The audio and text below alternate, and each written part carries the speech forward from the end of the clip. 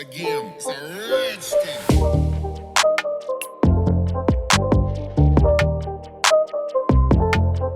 Sanam Saeed is a beautiful model, film, and drama actress in the Pakistani showbiz industry. Discussions about her acting are loved all over the world. Sanam Saeed is now 35 years old. But Sanam still keeps herself so smart and fit that she still looks like a little girl. Her blockbuster dramas in Dagi Girls Are High was very popular with actor Fawad Khan.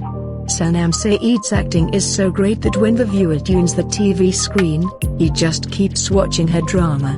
Sanam Saeed has taken a break from dramas for a while nowadays, due to which she is seen working more in films. Did you know that Sanam Saeed was already married? She was first married to her childhood friend Farhan Hussain. But unfortunately the marriage ended in divorce in just 3 years. Actor Mohib Mirza's divorce from Maimuna Sheikh. People also said that Sanam Saeed and Mohib Mirza will get remarried soon. Only time will tell what is true and what is false. So let's take a look at some beautiful pictures of Sanam Saeed with their first husband Farhan Hussain.